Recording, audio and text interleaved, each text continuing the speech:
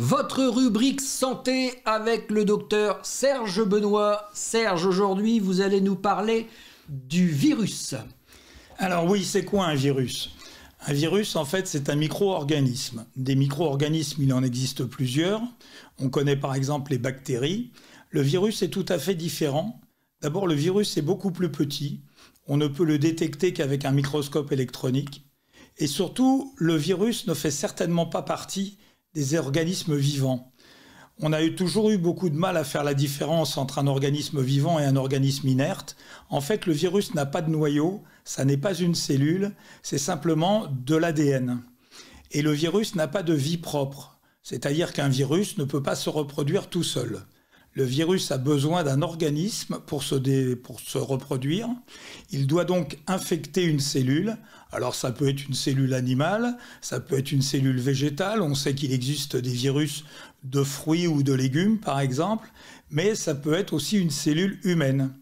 Et dans le cas du coronavirus, il infecte donc la cellule humaine. Il va entrer dans la cellule et il va forcer le génome de la cellule à le reproduire. Nous n'avons pas de traitement spécifique contre les virus. On espère en découvrir dans les années qui viennent, peut-être dans les mois qui viennent, mais jusqu'à présent, nous n'avons pas de traitement. On ne meurt pas du virus. C'est-à-dire que si, on peut mourir du virus, le virus, en fait, il va détruire les organes. Mais on va finir par le contrôler, c'est-à-dire que l'immunité, le seul traitement qui existe, c'est l'immunité de l'organisme. C'est-à-dire que les cellules qui sont infectées par le virus et l'organisme qui est infecté par le virus va faire des anticorps qui vont finir par le détruire. Mais en attendant, il aura détruit, lui, des organes. C'est-à-dire qu'il aura détruit les poumons, il aura détruit les bronches. Et donc voilà, si on arrive à passer ce cap, comme on le voit actuellement avec les gens qui sont en réanimation, si on passe le cap de la réanimation, après les gens sont guéris, enfin guéris peut-être avec des séquelles.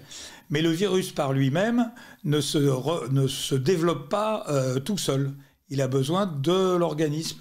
Et le seul traitement, c'est effectivement soit le vaccin, soit l'immunité. L'immunité, elle est créée soit par le vaccin, soit par la rencontre préalable avec le virus. Merci docteur.